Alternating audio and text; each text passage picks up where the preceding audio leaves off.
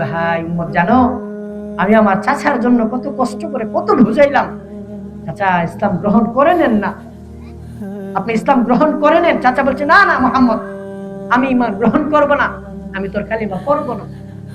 আমাদের নবী সাল্লাল্লাহু আলাইহি সাল্লাম বুঝাইছেন, চাচা আপনি তাইলে টুটটা একটু নাড়ান, আমি হাসরের মাঠে গিয়ে বলবো, মাওলা আমার চাচা কালিমা পড়ছিল এইজন্য টুটটা নাড়াইছে, এত সুযোগ আমারে দেন। চাচা বলছে, না না মুহাম্মদ, আমি টুটও নাড়াইব না। তখন আমার নবী সাল্লাল্লাহু আলাইহি সাল্লাম বলেছেন, চাচা আপনি জাহান্নামের আগুনে জ্বলবেন, আমি কেমনে সইব চাচা? তখন চাচা বলছে, মুহাম্মদ আন-নারু খায়রুম মিনাল আর, মুহাম্মদ ওর এই কালিমা পড়ার চাইতে আমি জাহান্নামের আগুনে জ্বলে যাব, তারপরে কালিমা গ্রহণ করব না। এই কালিমা আমাদের কি দিয়েছে আল্লাহ, এই কালিমা।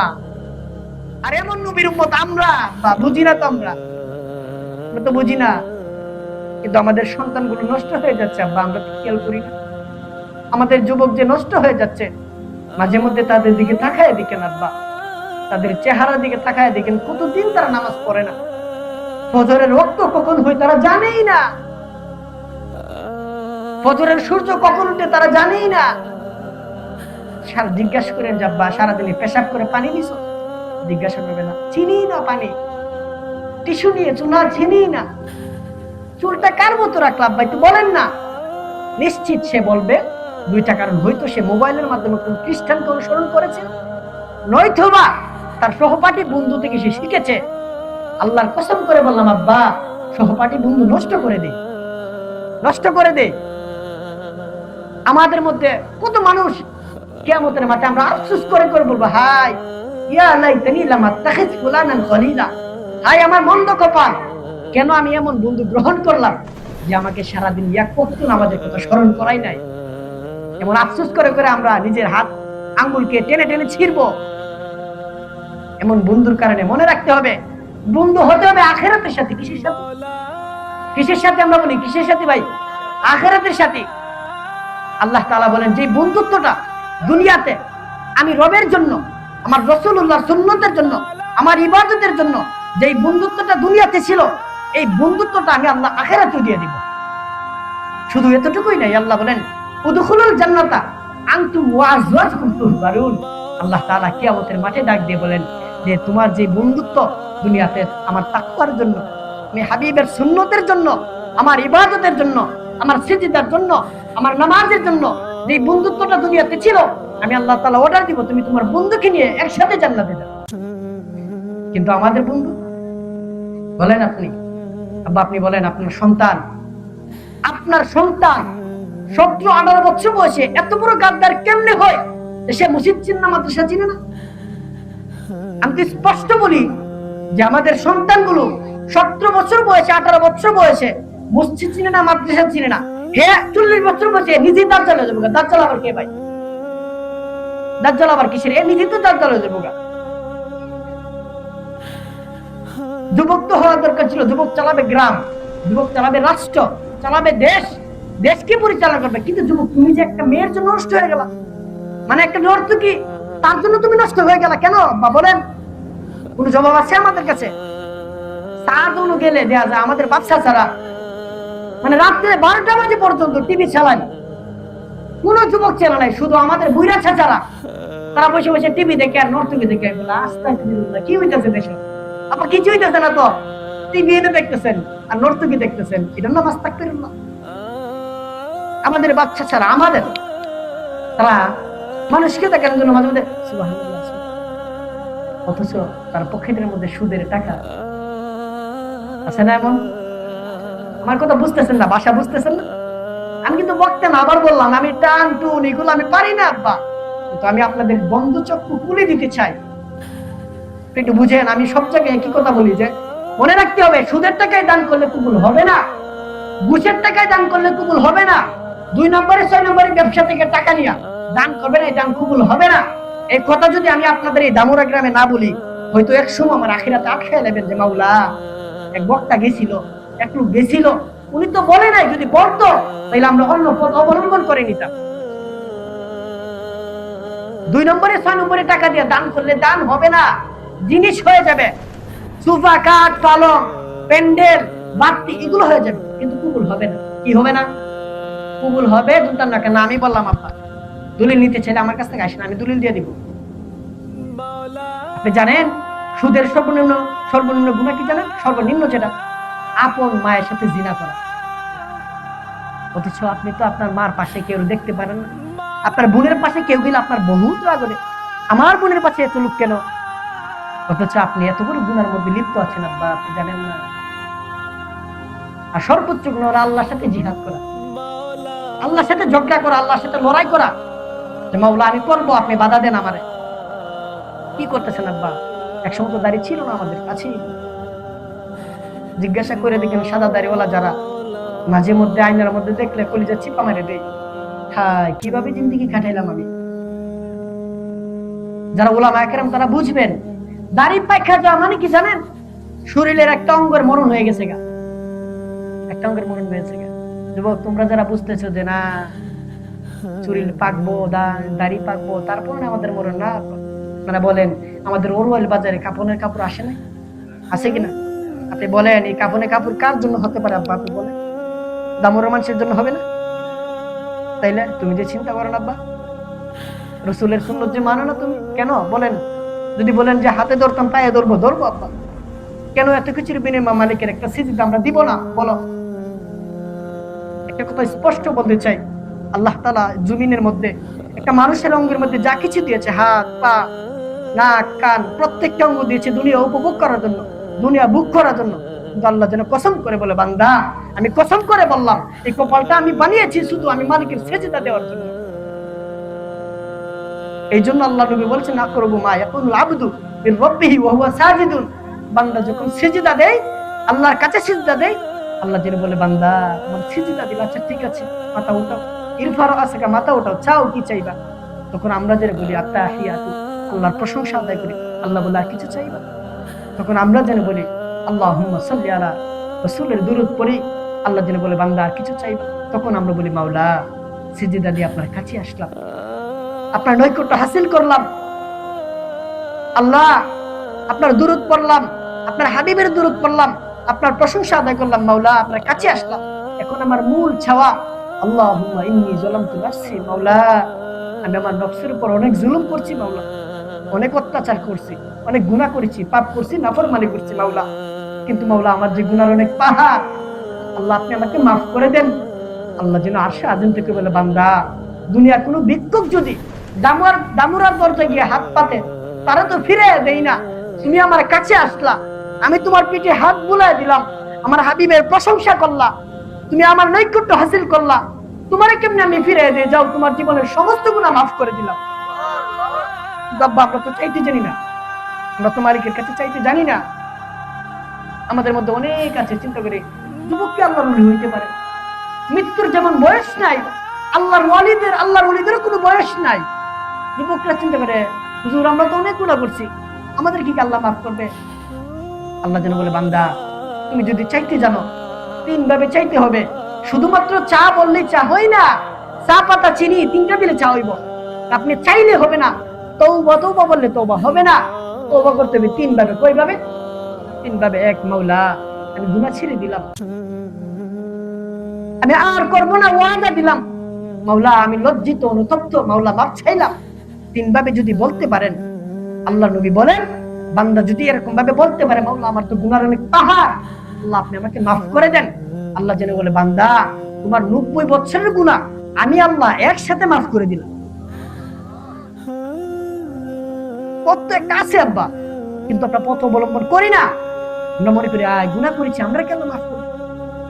আল্লাহ বলেন 70 বছর হয়ে গেছে, তোমার আমল নামায় কোনো সওয়াব নাই, ওটা গুনাহ, বিড়ি সিগারেট এগুলো। আচ্ছা ঠিক আছে, তুমি যদি আমি রবের কাছে ইল্লা মান তাবা, যদি তওবা করতে পারো, ফিরে আসতে পারো, ঈমান আনতে পারো, নেক আমল করতে পারো, তাহলে আমি তোমার প্রতিটা গুনাহকে নেকি দ্বারা বদলায় দিব। কারণ তোমার তো অনেক গুনাহ, 70 বছরের কোনো সওয়াব নাই, তোমার যত গুনাহ আছে প্রত্যেকটা গুনাহকে আমি নেকি দ্বারা বদলায় দিব। কিন্তু রবের কাছে কি করবে? চাইতে হবে। কি করতে হবে আব্বা? চাইতে হবে। আল্লাহ যেন বলে বান্দা তোমার যদি মনে হয় যে মাহফিল শেষ করে আমি রবের কাছে হাত পাতবা, ঠিক আছে, আমার দ্বারা কোনো নিয়ম নাই যে অফিসে আসছো 5টা বাজে বন্ধ হয়ে গেছে না বান্দা, তুমি যদি রাতে আসো গুনাহ নিয়ে, আমি রাতেই আসবো মাগফিরাত নিয়ে। তুমি যদি দিনে আসো, আমি দিনেই মাগফিরাত নিয়ে আসবো। কিন্তু বাউনা বান্দা, তুমি চাইতে হবে, চাইলে আমি আল্লাহ মাফ করে দিব। আমাদের যুবক নষ্ট হয়ে যাচ্ছে আব্বা, আমাদের ছেলে মেয়ে মোবাইলে নষ্ট হয়ে যাচ্ছে। এটা সময় কর, এটা কি কর, সময় নষ্ট করে দিচ্ছে। মনে রাখতে হবে, মৃত্যু আপনাকে দুনিয়া থেকে আলাদা করে দিবে, কিন্তু সময় এটা আল্লাহ থেকে বিচ্ছিন্ন করে দেয়। মোবাইল এটা আল্লাহ থেকে বিচ্ছিন্ন করে দেয়, ছিনে নেন আপনি। মোবাইলে আমরা এরকম ভাবে আসক্ত হয়ে যাচ্ছি। আমাদের সন্তান, আমাদের মারা কি জানি, পর্দাশীল আম্মারা কি হয়ে গেল, তারা একটা বাচ্চা 6 মাস 7 মাস 1 বছর হয়েছে, ভাত খানা বিদে তারা মোবাইলটা দিয়ে দেয়। কি আব্বা বলেন একটু, আমাদের মাথা ছিল না তারা, বলেন? আর আমাদের যুবকরা তো শেষ, বিয়া অনুষ্ঠান, বিভিন্ন অনুষ্ঠানের মধ্যে, গায়ে হলুদের অনুষ্ঠানে 1 লক্ষ টাকার গেট, বক্স, নর্তকী, বিভিন্ন ধরনের নানান কাজে পড়ে আছে। তার মনে রাখতে হবে, একজন নারী সারা বছর যে গুনাহ করে, তার চাইতে বেশি গুনাহ করে গায়ে হলুদের দিন, তার চাইতে বেশি গুনাহ করে। আব্বা দেখেন, আপনি একটু দেখেন, সকাল থেকে সাজা শুরু হয়ে যায়। ফুলাটারে মোবাইল দিয়ে দে, যা তুই দূরে যাই, আমি একটু শাস্তি দিব। আমাদের মাথা ছিল। আব্বা কথাগুলো তিক্ত হলে এটি বাস্তবতা। আখিরাত দরকার নাই? আখিরাত দরকার আছে কিনা আব্বা? তাইলে আমরা যে সারাদিন 1 ওয়াক্ত নামাজ আজকেও পড়লাম, মানে বলেন মাহফিলটা কি জরুরি ছিল? মানে মাহফিলটা ফরজ ছিল, নাকি আজকে মাগরিব এশার নামাজ ফরজ ছিল? আমি আবারও বললাম, আপনি যদি আমাদের সমাজের অনেক ধনাঢ্য ব্যক্তি, ধনীরা আছে, এরা মনে করে কি 1 লাখ টাকা মাহফিলে দেওয়া আর মসজিদে দেওয়া মাগরিবের নামাজের কাফারা হয়ে যাবো গা? বলেন হয়ে যাবো গা? মানে আমি 1 লাখ টাকা দিলাম আজকে আল্লাহর রাস্তায় দান করলাম, তার মানে মাগরিবের নামাজ আল্লাহ মাফ করে দিছে আজকে? তো তাইলে মাগরিবের নামাজটা তো ফরজ ছিল আব্বা, এটা তো দরকার ছিল। মাহফিলটা তো জরুরি না? যেই ছেলেটা 9টা পর্যন্ত যেই ছেলেটা বসে থাকতে পারে, সেই ছেলেটা কেন এশার নামাজ 8টা বাজে পড়তে পারবে না? আর বলেন, এটা যেই ছেলেটা মাহফিলে 12টা পর্যন্ত বসে থাকতে পারে, সেই ছেলেটা কেন ফজর পড়তে পারবে না? কেন পড়বে না? মানে বলেন, প্রশ্ন আমি আপনাদের কাছে রেখে দিলাম। কেন আমার সন্তান নামাজ পড়বে না? কুল্লুকুম রাঈন ওয়া কুল্লুকুম মাসউলুন আন রাইয়াতিহি। আপনি মনে করছেন আপনারই, মানে আপনার হিসাব আপনারই নিবে? তাইলে আমি বলতে চাই, আপনি ফ্যামিলির একটা গার্জিয়ান, অভিভাবক, আপনি চিন্তা করেন আপনার মেয়েটা কিভাবে পড়বে, কিভাবে খাইবে, কিভাবে টাকা নিবে, কিভাবে ওই কাজ করবে, সব চিন্তা আপনি করেন, ফ্যামিলির প্রত্যেকটা চিন্তা করেন। নামাজের বেলায় গাফিলতি কেন? এটা জিজ্ঞেস করবেন না কেন? আপনি তো স্বার্থপর বাপ। আপনি চিন্তা করেন, আপনার সন্তান বাহিরে গেছে, 1 লাখ টাকা দিলে মাসে শেষ। আমার বেতন দিচ্ছ আব্বা, সব ঠিক আছে, বেতন দিচ্ছ না, শাস্ত্র বাবা, হ্যাঁ তোলাটা না কিস্তিতে টাকা দিয়ে পাঠাইলাম, তোলাটা না সুদের না টাকা দিয়ে পাঠাইলাম, ওই তো টাকা দিতেছে, ওই টাকা দিব কেমনে আব্বা? আপনি পাঠাইছেন তারে সুদের টাকা দিয়ে, হারামের টাকা দিয়ে। বুঝলেন না বিষয়টা? আমাদের আপনি অনেক যুক্তি দেন, আমরা তো 3 লাখ টাকা কেউ দিতেছে না, বুঝলেন বিষয়টা? বুঝছেন? বলছে আমরা তো কেউ টিয়া দেয় না, সুদ ছাড়া পথ নাই। আপনার কেন বলছে? মানে চাচার মধ্যে গেছে 1 লাখ ইনকাম করে, ই লুবে আপনি পাঠিয়ে দিচ্ছেন। আমাদের বাচ্চা ছাড়া দালালে যদি বলে যে 12 দিন মিয়া 12 লাখ টাকা দিতে হইব, 12 দিনে ম্যানেজ করে 3 লাখ টাকা সুদে, 3 লাখ টাকা কিস্তিতে, আর 6 লাখ টাকা তো জমি বিক্রি করে লাগবো। আলহামদুলিল্লাহ 12 দিনে সেরের ফ্লাইট ইতালি, আর দোয়ানো গিয়া আমার তো কপাল খুলছে।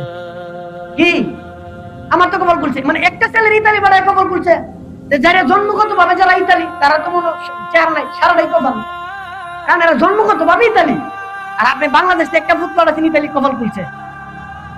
অথচ আপনি তাকায় দেখেন না, ইতালির মধ্যে 2 তলা 3 তলা বিল্ডিং এর মধ্যে তারা ছাগল পালে, কুকুর পালে। বুঝেন নাই বিষয়টা? যারা প্রবাসে গেছে তারা জানবে। আপনি একটা ছেলের বিদেশ পাঠায় কপাল খুললে গেছে, বুঝেন নাই? মানে একটা জমি কিনা লাগছেন, ভাগ্য খুললে গেছে গা। তো আপনার আখিরাত এটা দিয়ে চিন্তা করলেন না? কোন জিনিস বলে দিল? আল্লাহ যেন বলে, বান্দা কি এমন জিনিস আমি রহমত থেকে তোমার আলাদা করছে, বলো এমন কি জিনিস পাইলা যে আমি রহমান থেকে, মা গর্রাকা বিরব্বিকাল কারীম, বান্দা কি পাইলা তুমি হারাই গেলা আমার কাছ থেকে? এজন্য নবী বলে, বান্দা যখন সিজদা দেয়, আল্লাহর কাছে ফিরে আসে, আল্লাহর কাছে তওবা করে, আল্লাহ তাআলা ফেরেশতাদেরকে বলে, ফেরেশতারা আমার আসমানকে সাজিয়ে দাও, আমার জান্নাতকে সাজিয়ে দাও। ফেরেশতারা ডেকে ডেকে বলে, মাওলা কি এমন হলো আসমান সাজাইলেন, জান্নাত সাজাইলেন? তখন আল্লাহ তাআলা বলেন আস্তাহাল আবদু মাওলাহু, ফেরেশতারা আমার বেগে যাওয়া এক গোলাম, আমার বেগে যাওয়া এক মানুষ, আমার বান্দা আমার কতদিন সিজদা দেই নাই, আজকে সে তওবা করেছে, ফিরে আসছে আমি রবের কাছে, এই জন্য তার এই ফিরে আসার জন্য আমি আজকে জান্নাত সাজাইলাম, আসমানকে সাজাই দিলাম। কিন্তু আমরা তো ফিরে আসতে দিলাম। আমরা কত বড় গাদ্দার, আমার সন্তান কত বড় গাদ্দার, 365 দিনে এক ওয়াক্ত নামাজ পড়ে না। আমার মাঝে মাঝে মনে হয় যুবক তুমি কি করলা?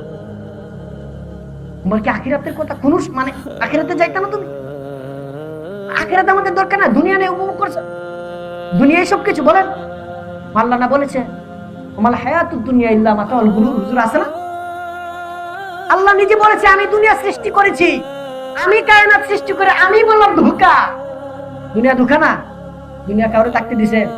আপনি জিজ্ঞাসা করেন যে পয়গম্বর নূহ আপনার জাতিকে প্লাবন দিয়ে কেন ধ্বংস করে দিল? আপনি জিজ্ঞাসা করেন সালেহ আলাইহিস সালামকে তার জাতিকে কেন ফেরেশতার বিকট আওয়াজে ধ্বংস করা হয়েছে? আপনি জিজ্ঞাসা করেন তাদেরকে, ফেরাউনকে জিজ্ঞাসা করেন ফেরাউন তোমাকে কেন পানির নিচে ডুবিয়ে দিয়ে মারা হয়েছে? একটাই কারণ, তারা আল্লাহর নাফরমানি করেছে। শয়তানকে তো আল্লাহ তাআলা একবার বলছিল সিজদা দেওয়ার জন্য, শয়তান একবার সিজদা দেয় নাই, অথচ শয়তান ছিল মালায়েকা ফেরেশতাদের মধ্যে সর্দার, তারে একবার সিজদা না দেওয়ার কারণে বিতাড়িত করছে, দূরে সরাইছে। আর আমাদের মতো গাদ্দারকে আল্লাহ দৈনিক 5 বার ডাকতেছে মাইক দিয়া। আমরা কত বড় গাদ্দার, এক ওয়াক্ত নামাজ পড়ি না। আল্লাহ চাইলে কিন্তু উল্টা দিতে পারতো, পারতো কিনা? আল্লাহ চাইলে কিন্তু বাধ্য করে সিজদা দেওয়াতে পারতো আমাদেরকে।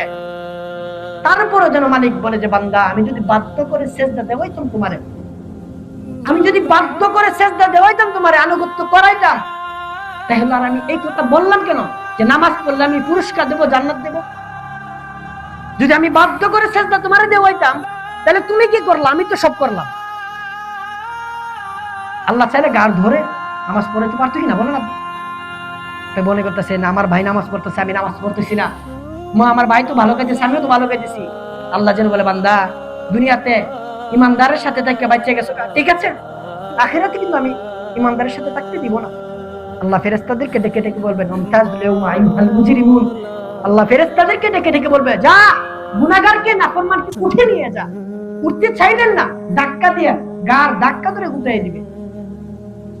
আমার যে বান্দা দুনিয়াতে নামাজ পড়েছে, আমার ইবাদতকে ভুলে নাই, আমার সিজদা ভুলে নাই, আমার এই নাফরমান বান্দা যেন এই নামাজি ওয়ালার সাথে না থাকে এমন বলবে।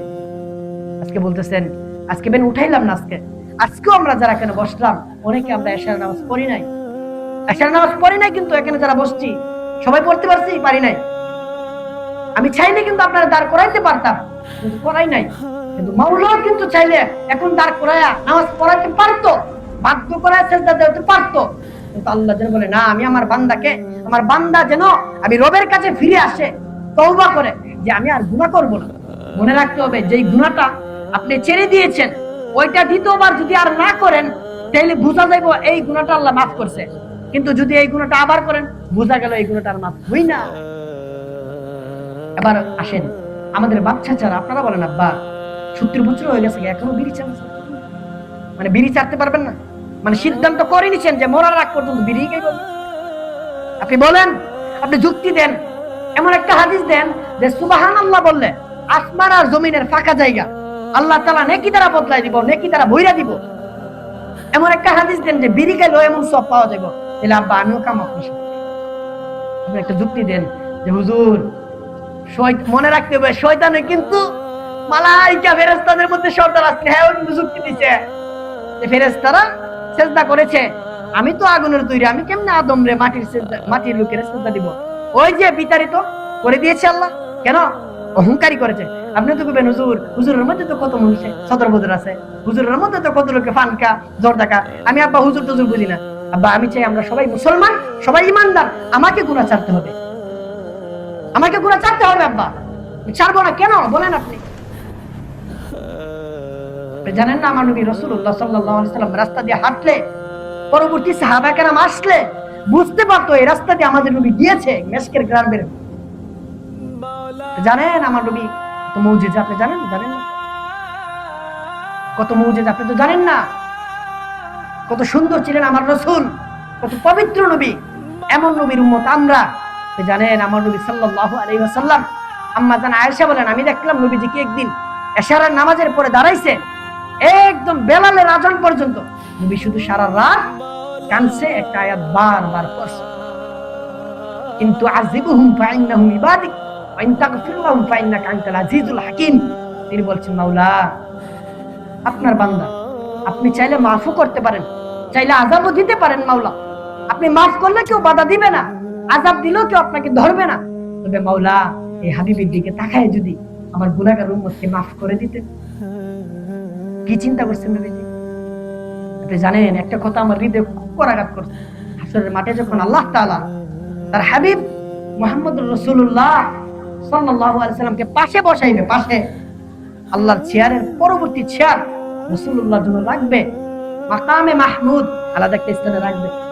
আল্লাহ যেন বলবে, হাবিব আপনি বসেন। কিয়ামতের মাঠে আল্লাহ নবীকে বলবেন, আপনি বসেন। রাসূলুল্লাহ সাল্লাল্লাহু আলাইহি সাল্লাম বসবেন না। আল্লাহ বলার কারণে তিনি তার চেয়ারের মধ্যে হাত রাখবেন। আল্লাহ যেন বলবেন, হাবিব আপনি বসেন না। তখন নবী সাল্লাল্লাহু আলাইহি সাল্লাম বলেন, না মাওলা আমি বসবো না। আপনি বলার কারণে আমি চেয়ারটার মধ্যে হাত রাখলাম। মাওলা আপনি বলেছেন আমার চেয়ার, এই জন্য আমি ধরলাম। তবে মাওলা আমি বসবো না, মাওলা আমি বসবো না। এই কারণে আজকে এই কঠিন হাসরের মাঠে আমার গুনাহগার উম্মত না জানি না ফরমান এখানে কোথায় জানি আটকে যায়। মাওলা আমি যদি বসে যাই আমার উম্মতের জন্য কে দৌড়াদৌড়ি করবে? কি চিন্তা করছে আব্বা? কি চিন্তা করছে? কাদের জন্য? আমাদের জন্য। প্রথম যখন হাসরের মাঠের জন্য আমার নবীকে উঠাইবেন রওজা শরীফ থেকে, চারজন ফেরেশতা যাবে রাসূলকে ডাক দেওয়ার জন্য, কিন্তু তারা ডাক দিবে না। জিবরাইল, মিকাইল, আজরাইল তারা বলবে, আপনি ডাক দেন, আপনি ডাক দেন। আমাদের ভয় লাগে যখন সবার সিদ্ধান্তের মাধ্যমে জিবরাইল আমিন ডাক দিবেন, কারণ জিবরাইল তো রাসূলের কাছে ওহী নিয়ে আসছিল। জিবরাইল ডাক দিবেন, ইয়া রাসূলুল্লাহ, আল্লাহ তাআলা হাসরের মাঠের জন্য আপনাকে উঠাইছে। কিতাবের মধ্যে স্পষ্ট আছে আমাদের নবী সাল্লাল্লাহু আলাইহি ওয়াসাল্লাম প্রথম উঠেই কপালের মধ্যে মাটি থাকবে, প্রথমেই তিনি বলবেন, হায় জিবরাইল, আমার উম্মতরা কি আসে নাই আমাকে নেওয়ার জন্য, নাকি তারা জাহান্নামে চলে গিয়েছে? কি চিন্তা করছে আব্বা? কাদের চিন্তা করছে? আমাদের চিন্তা করছে। আমরা রাসূলের কোন সুন্নাত বলেন, আমরা কোন সুন্নাত মানি? আল্লাহ নবী সাল্লাল্লাহু আলাইহি ওয়াসাল্লামকে আল্লাহ তাআলা বলেছেন, হাবিব আপনার উম্মতের আমল আমি আপনার হাতে দিব, আপনার হাতে। আপনি দেখবেন, দেখে দেখে কথা বলবেন। আপনি সুপারিশ করেন মানা নাই, তবে আপনি দেখে দেখে করেন। হায় তখন যদি আমার নবী সাল্লাল্লাহু আলাইহি ওয়াসাল্লাম আমল নামা উল্টায় দেখে ফজরের নামাজ নাই, যোহর নাই, আসর নাই, মাগরিব নাই, ইশা নাই, শনিবার রবিবার জুয়া, মদ, আড্ডা, গুনাহ, নাফরমানি, আমার নবী সাল্লাল্লাহু আলাইহি ওয়াসাল্লাম জিজ্ঞাসা করবেন, আম্মা আমি কি তোমাদের জন্য কাঁদছিলাম? আমি কি তোমাদের জন্য কাঁদছিলাম? বলো না। আমি কেমনে আমি মাওলার কাছে গিয়ে বলবো, মাওলা আমার উম্মতকে মাফ করে দেন? কেমনে বলবো? এত গুনাহ নিয়ে যদি আমরা কবরে যাই কেমনে হবে আল্লাহ বলেন? সে বলেন, একটু নিজের বিবেকে চিন্তা করেন। আমি কেন মালিকের সাথে এত গাদ্দারি করব? আমি কেন নাফরমানি করব? আমি কেন সেজদা দিব না?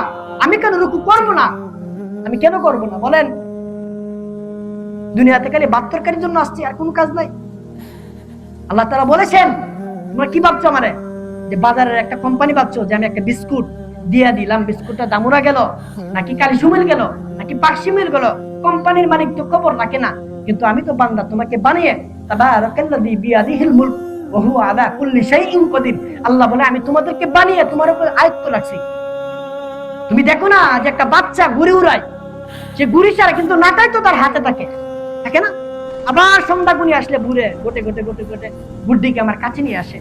আল্লাহ যেন বলে, বান্দা 60 বছরের একটা জীবন আমি দিয়েছি, 60 বছর পরে আমি রবের কাছে আবার ফিরে আসতে হবে। এজন্য শেষ একটা জিনিস বুঝাইতে চাই, হুজুর আসছে, আসলে হুজুরের রাইখে যে আমি আলোচনা করব, আমার তো বেতেটা নাই, আমি ছোট মানুষ। শেষ একটা জিনিস আব্বা, একটা জিনিস বুঝাই দেব, আমরা আল্লাহকে ভুলে গেছি, আমরা আল্লাহকে ভুলে গেছি। এই যে পোস্টারটা, এদিকে আব্বা একটা পোস্টারটা দেখছেন? পোস্টারটা কত সুন্দর নাম, ডিজাইন কত সুন্দর করে সাজাইলেন, ঠিক আছে না? আল্লাহ তাআলা বলেন, ইয়ালামুনা যাহিরাম মিনাল হায়াতিদ দুনিয়া ওয়া হুম আনিল আখিরাতি হুম গাফিলুন। দুনিয়ার প্রত্যেকটা মানুষ দুনিয়ার উপরের পিঠ, দুনিয়ার উপরের অংশ, দুনিয়ার উপরের ঘর, এটা সাজাইতে আমরা সবাই ব্যস্ত, কিন্তু আল্লাহর কসম মাটির নিচে আর একটা ঘর আছে, তার নাম কবর, এটা যদি আমরা সাজাইলাম না। এই যে এই পিঠটা একদম খালি, দুনিয়ার উপরে পিঠ, সোফা, কাঠ, পালং, ফার্নিচার সবকিছু সাজাইলাম, কিন্তু আব্বা আমরা যে মাটির নিচে আর একটা ঘর আছে, তার নাম কবর, এটা যদি সাজাইলাম না। ওটা স্বার্থপর আব্বা। আমার মেয়েটারে সুন্দর করে সাজাইলাম, তারে বালা দিলাম, সুন্দর জামা পরাইলাম, উপরটারে তারে ফিট করে সুন্দর করে সাজাইলাম, কিন্তু আব্বা তার ভিতরে একটা কলব আছে, কলবটাকে দিন দ্বারা দিয়ে সাজাইলেন না। তো বলেন তার কোনো যুক্তি থাকবে হাসরের মাঠে যদি এমন প্রশ্ন করে? এজন্য আল্লাহ তাআলার কাছে চাইতে হবে। কি করতে হবে আব্বা? তওবা করতে হবে। আজকে থেকে আমরা নিয়ত করব ইনশাআল্লাহ, সবাই নিয়ত করি আর গুনাহ আমরা করব না। পারবো তো ইনশাআল্লাহ? পারবো তো ইনশাআল্লাহ? যুবক আপনাদেরকে বলি ভাই, আমাদের পায়ে ধরি, অনেকে আমার ভিডিও দেখে, সোশ্যাল মিডিয়াতে আমার ভিডিও অনেকে পায়, আব্বা আমার আপনাদের পায়ে ধরি, আমি ছোট মানুষ, অনেক ছোট আপনাদের, একটা কথা বলবো, যদি আমার মাধ্যমে কেউ দিনের একটা অংশ, দিনের একটা বিষয় যদি শিখতে পারেন, তাহলে আব্বা আমি মনে করবো আমি সার্থক, আমি মনে করবো আমি সার্থক আব্বা। এর জন্য আপনাদের কাছে একটাই অনুরোধ, আজকে থেকে তওবা করেন, যার জীবন নামাজ ছাড়বেন না, পারবেন ইনশাআল্লাহ? আল্লাহ তাআলা আমাদের সকলকে দিনের সঠিক বুঝ, বিশেষ করে খেতের লাইলে হোক, বন্ধের লাইলে হোক, যে পাঁচ ওয়াক্ত নামাজ যেন পড়তে পারে আল্লাহ তাআলা তৌফিক দান করুন। আমিন। ওয়া আখিরু দাওয়ানা আলহামদুলিল্লাহ। আসসালামু আলাইকুম ওয়া রাহমাতুল্লাহ।